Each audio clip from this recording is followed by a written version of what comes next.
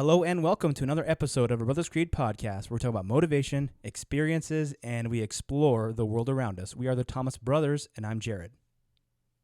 And I'm Ethan. And today we have part one of a series we're doing in collaboration with the Virtuous Men Podcast, where we talk about famous spies from history. This was really cool for us. We actually spent a little bit more time in coming up with our own personal stories. There's two of us, Jared and I, and two of them, Scott and Jamie, and we all came up and kind of narrated our own personal stories of some spy stories that we had throughout history. And these stories are really cool. They're edited really well with music, and they're really good. So I think you guys will really enjoy these. They're excellent. So let's go ahead and dive into this collaboration podcast. All right, let's do it. Spartans! What is your profession? Any man who must say, I am the king, is no true king. What I do have are a very particular set of skills. Skills that make me a nightmare. If I can change, then you can change. Everybody can change! Let us all unite! Let us fight for a new world! A decent world!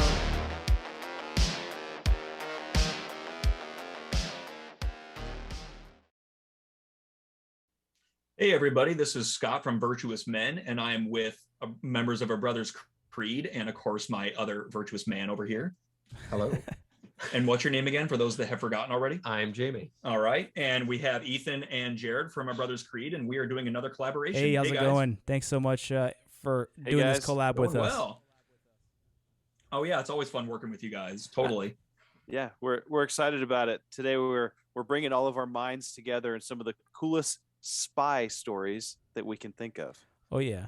That's right. Yeah, I think we've all kind of picked something very different. So I'm excited to hear Yeah, that. well, I mean, yeah, I think the way it's gone is, so you guys reached out to us in the very beginning before when we started working together, and that was more of just an interview from you guys to us, and then we suggested the last collaboration we did, and now it was you guys. Or no, and then it was you guys. This is the fourth time we've chatted. Yeah, no, this is the fourth time. Okay, Really, we did the first interview with you guys, and then we did famous duos. We did duos. Underdogs. We did virtuous duos. And then we did underdogs, and now we're doing spies. Yeah. That's right. That's true. Well, it's been great, and I think we get a great mix. I mean, like I feel like last time we met, we had such a good mix of different types. Well, I think last time we met, me and Ethan did war stories, and you guys did like sports stories. Sports stories. Yeah, right. Which is totally weird because I am not a sports fan, so I found that a little strange that I would be doing something like that. But whenever you think of the word underdog, I find you kind of automatically think sports. Yeah. I don't even know why, but it just is one of those things. I think of tyranny for some reason. A tyrannical government stepping on the neck of someone. I like it. Yeah, that's true. That is true. So, well, excellent. So, spy stories today. I just watched that movie Gray Man on Netflix. I don't know if you guys have seen that. It's an excellent movie. Probably one of the best spy movies I've ever seen. And so I'm really excited for today to hear some of these excellent stories. We got Scott up first today, right? That's right. Any preamble to your video here? Yeah, he's a very ambiguous character from the ancient world. Okay. So that's really all I can say to that. Excellent. Well, we'll play this and then we'll chat about it afterwards. All right, here goes. Looking forward to it. The politician paced the floor of the Senate, his thoughts in a state of turmoil. His career had been eventful and had seen its share of difficulties, but what he was faced with now made every other event look small and irrelevant. He couldn't bear the thought of letting things go on as they were, yet could not imagine things as they might be if he failed to act. He pulled a dagger from his robes, turning it over in his hands, knowing that this piece of forged metal would be the key to saving the Roman Republic.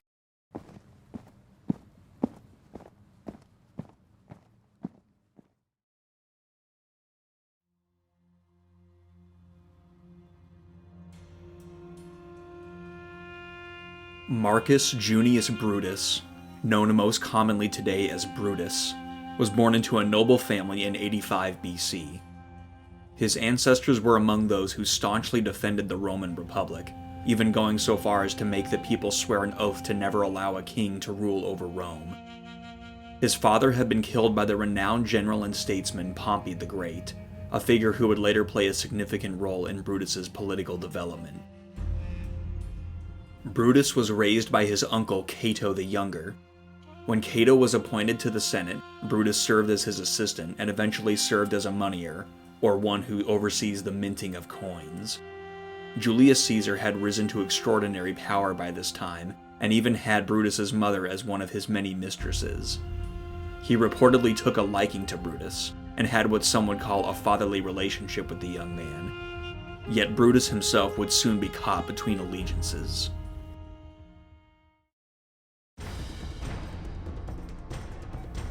Julius Caesar and Pompey, who had once been allies, were now bitter rivals. The Senate had demanded Caesar place his armies back under their control, which he refused to do. This led to the outbreak of civil war. Brutus wanted to remain loyal to his mother's lover and his protector, but he could also see how irrational Caesar was behaving. With great reluctance, he sided with Pompey, his father's killer. This alliance culminated in the Battle of Pharsalus in 48 BC. Ultimately, Pompey was defeated, and Brutus was supposedly one of the first to realign himself with Caesar. Caesar welcomed Brutus back instead of harshly punishing him, no doubt in part due to his relationship with his mother and for his own political self-interest. Brutus, with his political future seemingly secure, fully expected Caesar to defend the republic that had been Rome's foundation. But Caesar's lust for power and ever-growing god complex began to come to light. Caesar declared himself dictator for life, something Brutus, who was well known for his devotion to his ancestors, could not stand for. The possibility of Caesar becoming king of the Romans violated all he believed in. This was not the Rome he wanted for the future. In 44 BC, it was decided that the only way to stop the potential political catastrophes would be to assassinate Caesar. There remains debate as to who suggested the plot, but there is no doubt that Brutus and fellow Senate member Cassius were the leaders. Brutus, who was highly regarded by Caesar, proved to be the perfect spy.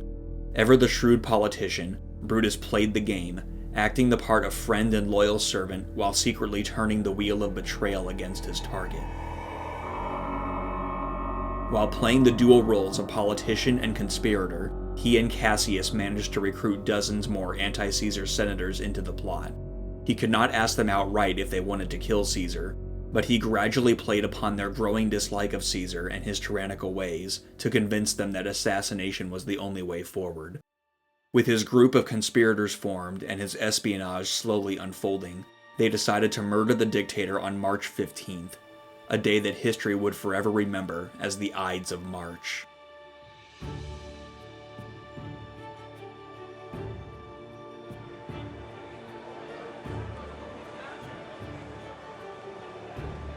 Caesar and the senators entered the Senate floor for a meeting. Everything was going according to plan. To him, it was a day like any other. But this familiar atmosphere suddenly turned. Some of the senators quickly unsheathed daggers from their robes, their faces showing a mix of rage and bliss. Caesar's eyes widened, the realization sinking in. He tried to fight back, but it was no use. The senators, including Brutus, began thrusting their blades into the tyrant. Within minutes, he lay lifeless on the floor of the Roman Senate. Despite the plot's success, the aftermath proved not to be so fortunate. The outrage over the assassination not only caused Brutus and Cassius to flee Rome, but plunged Rome into a series of civil wars. They ended up in Greece, where they each amassed armies to fight the forces of Roman general Mark Antony and Octavian, Caesar's adopted son. In 42 BC, multiple battles occurred at Philippi. When it became clear that both Brutus and Cassius were facing imminent defeat, the men killed themselves. The Roman Republic that Brutus fought so hard to defend would come to an end when Octavian became the first emperor of Rome. Rome was a republic no more. Ever since his death, Brutus has remained a divisive figure. While some see him as a noble hero who fought to defend Rome from perceived destruction, he is equally viewed as a cruel, self-absorbed traitor whose name is synonymous with betrayal. So, in the end, who was Marcus Junius Brutus? A spy? A traitor? A hero? A man of nobility? A man of vanity? Was he all of these things at once? The debate, like his legendary act of espionage and subterfuge, will continue to live on.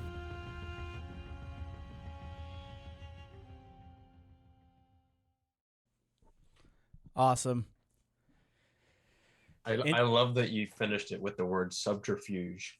That's a great word. Yeah. It makes me sound smarter than I really am. Brilliant. That was good.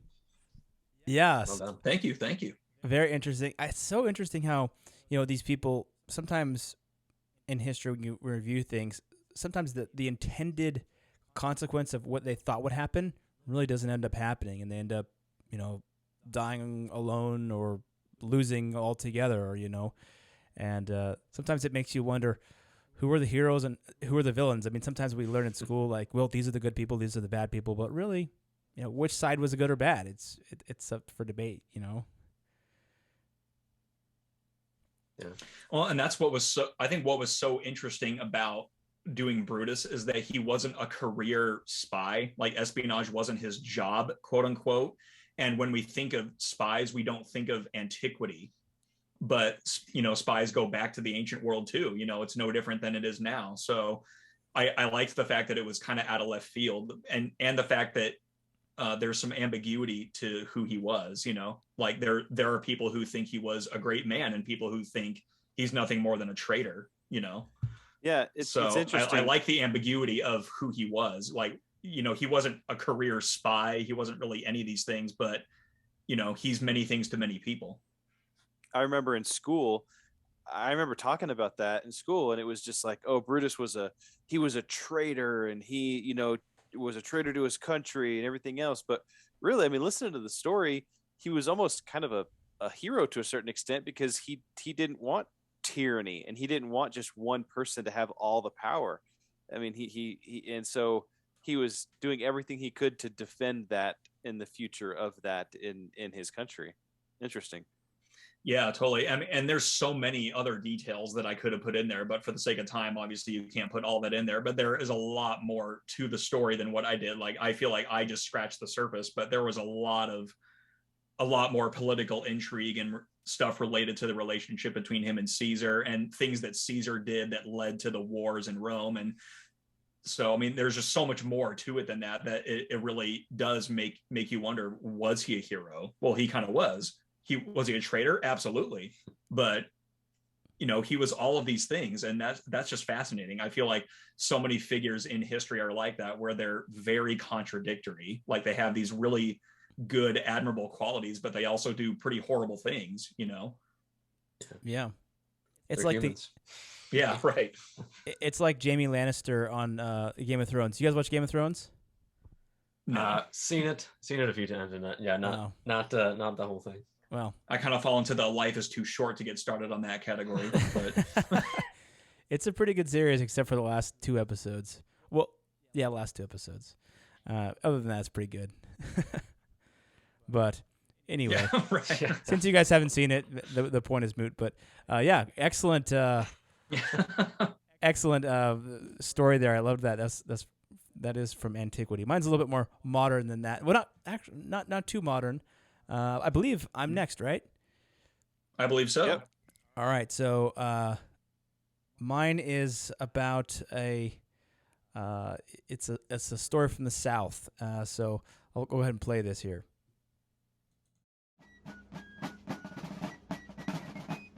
This is the legendary tale of the Siren of Shenandoah, the Rebel Joan of Arc, La Belle Rebel, the Cleopatra of the Secession, and most recently dubbed the Confederate Mata Hari.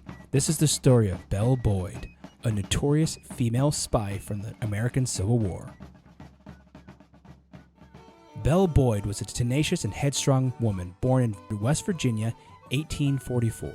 The eldest of 8 children, this daughter of a shoemaker had a mind of her own from a young age.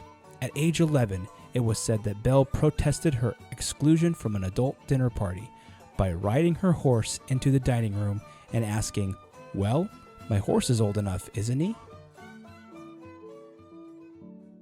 The family did own slaves, but history shows that they were very kind to them. One slave, Eliza Corsi, had a very close relationship with Belle. The granddaughter of this slave, Eliza Corsi, wrote that her grandmother was a runaway slave from the Deep South, and she found refuge with the Boyds as their slave. The Boyds consider Eliza a trusted confidant within the family.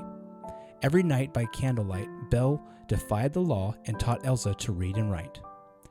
Belle wrote in her memoir, "Slavery, like all other imperfect forms of society, will have its day, but the time for its final extinction in the Confederate States of America has not yet arrived." Elsa Corsi would later be freed, but stayed on as an assistant to Belle. As Belle got older, she went to Baltimore's Mount Washington Female College, which is where Southern girls were schooled in the ways of becoming a lady.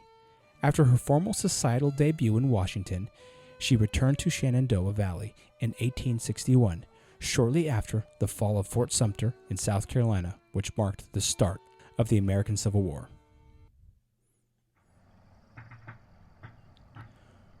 Within 3 months of her return home, the war had reached her doorstep in Martinsburg, Virginia, when General Robert Patterson captured the city. The Union soldiers ransacked the businesses and homes in the city, leaving little behind. On July 4th, 1861, some drunken Union soldiers who were raiding homes came to the Boyd home and wanted to raise a Yankee flag over their door. Benjamin Boyd, the father of the family, had volunteered with the Stonewall Brigade, thus leaving his wife and children at home. Belle's mother, Mary Boyd, stepped forward and said, "Men, every member of this household will die before that flag shall be raised over us." One 25-year-old Union soldier from the Pennsylvania Volunteers, in response, tried to push his way into the house while physically threatening Mary Boyd. In Belle's personal diary, she wrote, "The man addressed my mother and myself in language as offensive as it is possible to conceive. I could stand it no longer. We ladies were obliged to go armed in order to protect ourselves as best we might from insult and outrage." In response to the aggression, Belle took out a Colt 1845 pocket pistol and shot him dead.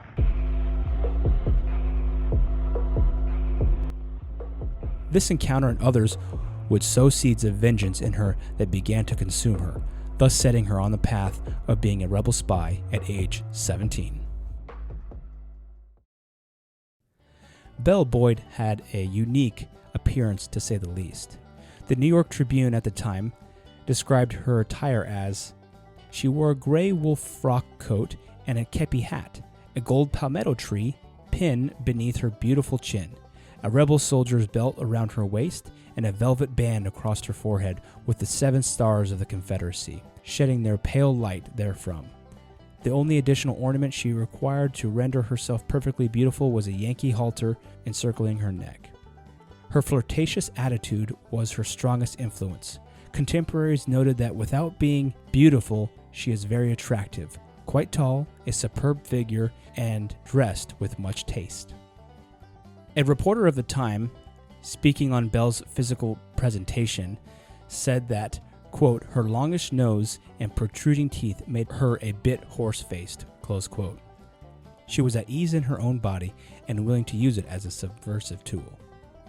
Belle even had a pet crow with a split tongue that she trained to say Miss Belle, Stonewall, and General Lee. Miss Belle looked for opportunities to help the cause wherever she could. Through family connections, she became a courier, delivering messages for the Confederate generals Stonewall Jackson, P.G.T. Bogart, and J.E.B. Stuart, and Union officers as well. She would openly walk into Union camps dressed in her typical aforementioned attire. A brazen woman dressed like a rebel walking through a Union soldier camp was a shocking sight to see to many. Her brazenness became part of her costume. After all, how dangerous could an open foe possibly be? Well, I wish I was in the land of cotton wool, and there I not forgot to look away, look away, look away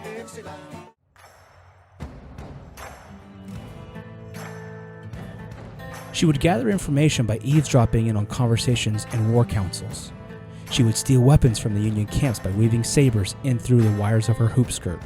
She would also steal pistols and medicines from the Union camp to distribute among her Confederate counterparts. This bold, seductive, and cunning woman caught the attention of many on the Union and Confederate sides. When General Nathan Banks set up a temporary headquarters in her parents' home, she sent shockwaves across the Shenandoah Valley when she draped a Confederate flag around the head of General Nathan Banks himself. Her boldness and allegiance was legendary. She hid herself in an armoire and through a hole in the door was able to eavesdrop in on a war council with General Nathan Banks. She learned that the general's men had been ordered to march away from Front Royal. She rode 15 miles that night under the cover of darkness to General Stonewall Jackson to notify him of the impending Union troop withdrawal. Several weeks later, Jackson's forces moved to attack Front Royal. She knew she needed to get an update to the general on the status of the Union soldiers. Running through the open field with bullets whizzing past her, the crack of cannon fire in the air, she waved her white bonnet in grandiose loops to signal the Confederate troops to advance. This caught the eye of Jackson's staff officer, Hentley Douglas. Douglas wrote, "It took only a few minutes for my horse to carry me to meet the romantic maiden whose tall, supple, and graceful figure struck me as soon as I came in sight of her." Belle told him, "Tell General Stonewall Jackson that only 1,000 Yanks are holding Front Royal under Colonel John Kenly. If our boys don't take them now, the Yanks could meet up with more troops in Strasburg, Winchester, and Harper's Ferry to set a trap for us. Have Jackson charge down quickly to catch them all. I must hurry back. Goodbye, and my love to all the dear boys." The information supplied by Belle may have led to the victory of Jackson's men at Front Royal. Although a minor victory in Jackson's campaign, the event brought her national fame in the Confederacy and the Union States. After the Battle of Front Royal, she became a subject of interest for the Union Secretary of War, Edwin Stanton. He put together a file on her and sought to have her captured. One detective wrote to the Secretary of War, Edwin Stanton, quote, "She is an open, earnest, and undisguised secessionist, and talks secession on all practicable occasions. Informant considers her more efficient in carrying news to the rebels of our operations than any 3 men in the valley." In July of 1862, the Secretary of War was made aware that the Siren of Shenandoah had fallen in love with or is making a victim of Dr. George Rex, the medical director of the 1st Army Corps. Belle was arrested on Edward Stanton's orders. After being arrested, she wept when she learned that her latest love interest was a Union spy posing as a Confederate soldier. He had tricked her into giving him a letter intended for Stonewall Jackson and turned it in as evidence against her to the Secretary of War, Edwin Stanton. Belle knew just as well as any other that all's fair in love and war. Belle was in and out of prisons 6 or 7 times. Even within the prison system, she would charm guards and send information out to her counterparts outside of the prison through a communication system she had come up with. Her counterpart outside the prison would shoot an arrow with a rubber ball on the tip into her cell. She would then sew messages inside the rubber ball and throw it back over the prison cell walls.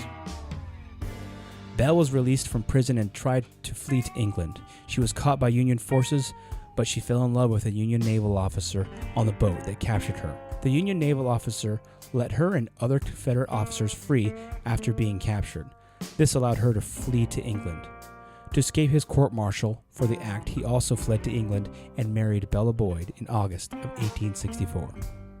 After living a short time in the UK, she became an actress and began to write down her memoirs of her escapades during the war. After the death of her husband, she moved back to America and was a successful stage actress. She later would go around and lecture on her war experiences and build her show as The Perils of a Spy, and herself as Cleopatra of the Secession. Later in life, she married a former Union soldier and was married for 15 years. She later divorced him and married a young actor. As she grew older, she lamented, "Fortune has played me a sad trick by letting me live on and on." In a late interview, Belle herself characterized her life as if it were one long sin that needed to be confessed, with one pointed exception. She said, I have lied, sworn, killed, I guess, and I have stolen. But I thank God that I can say on my deathbed that I am a virtuous woman. At age 56, she died of a heart attack. Belle Boyd isn't remembered today for the efficiency of her spying, but for the way she went about it. Her brazen personality, mixed with the charm of a Southern woman, created a special mix that allowed her to play a unique role in history. Her spying did not topple nations or lead to major breakthroughs in the war, but her example as a female patriot supporting the cause she cared about showed that women could get under the skin of the enemy, on many occasions easier than a man could. Wow, I gotta ask right away, who's the voice? That was my wife. The lady's voice. Your wife, I thought so.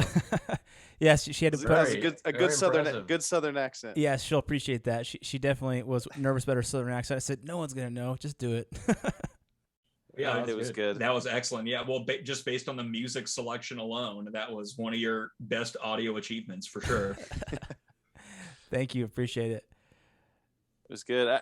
That's kind of it's a tragic life. It's interesting because on a lot of these ones that we kind of go through, it's a hard life to live, kind of a life of really lies to a certain extent. I mean, you're always trying to trick somebody, and then she fell in love with somebody who was tricking her, and then she, and so it's just, I mean, I guess all is fair in love and war, I guess is what she said, but yeah, that's brutal, but hey. It's funny because she ended up marrying 2 Union soldiers in her lifetime. Yeah. The first one died, and the second one she divorced him after 15 years. But, it just her life was interesting, and I thought the Siren of Shenandoah was like the most epic name. Yeah, I was gonna say it's amazing that somebody with a name like that isn't more famous, because that is an epic name. Yeah, it's also interesting. You said she wasn't exactly a looker.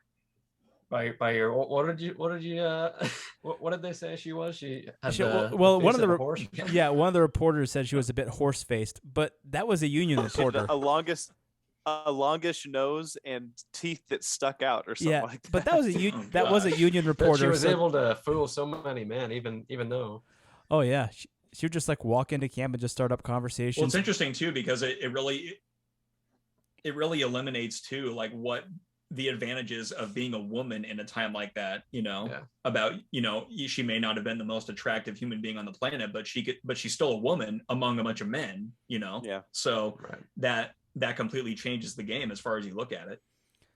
Well, I think it's a matter of perspective too. The reporter that said she was horse-faced was a Union reporter, and so obviously they were trying to make her out to be like some kind of loose woman that was just around, like painting the Confederates as bad. But the Confederates, the one I think was Lieutenant or Staff Sergeant Daniels, he was like, it was a fair maiden in the field, and I ran up to her, this romantic sight with the figure of right, a modern day Lady Godiva.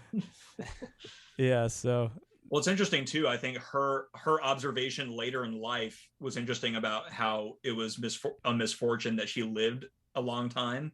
I think that's very telling, because it almost seems like she understood that if she had died in the war or something like that, that she would have become a more legendary figure, and she's probably right about that, like that you especially in a profession like that, where you could probably get caught and imprisoned or executed at any moment. She was probably hoping to go out in a blaze of glory in such a way, but no, it's like the war is over and she just lives on and on until nobody remembers her. So it's an interesting perspective. Yeah, but also I think that, I don't know if it was so much that she wanted to be like a crazy spy, but like her dad was one of the men in Stonewall Jackson's brigade. So informing Stonewall Jackson of what the Union soldiers are doing was helping save her dad. And like when she said, give the boys my love, she was talking about her dad and others that she loved. And so, I didn't really do a lot of research into what happened to her dad, but or if he died. But, she was just everybody else was about the cause, and she was just trying to get in on the action, I think, and do what she felt her part was, I guess. Yeah. Well, maybe there was, people that she went to school with and her friends that were also in there. So that's an interesting way to look at it too, is that she wasn't maybe so trying to be tricky or everything, but she was just trying to save the people that she loved. Yeah. Right. Yeah. And also, I was like, when I read that she had a pet crow that she taught to teach, she taught to say General Lee, Stonewall, and Miss Belle. I was like, whoa, this is pretty cool. I actually had to go look up several YouTube videos, and people do teach crows and ravens to speak like parrots. So that was pretty cool. Yeah. Wow. Really? Yeah. That's amazing. She could have been a Disney princess. There you go. Easily. You got a pet sidekick. I mean, you got that can talk. I mean, you got it made right there. Yeah, I'm sure if Disney had it in its vaults about the Confederate Cleopatra, they probably would have locked that one away by now. Probably so. Would have been popular in one specific area of the country. Right. Yeah, exactly. Yeah, it would have been the biggest hit of all time. Yeah. Yeah. Well, that was really, really fascinating. It made me really want to look into it more. Really good job. Yeah. Thank you. Yeah. Appreciate that. All right. Well, those were some great stories about famous spies throughout history. I think we were really able to capture kind of the life and some of the things that those spies did in those stories. So that was really good. Yep, I totally agree. And for those listeners out there, let's build that creed together. All right, let's do it.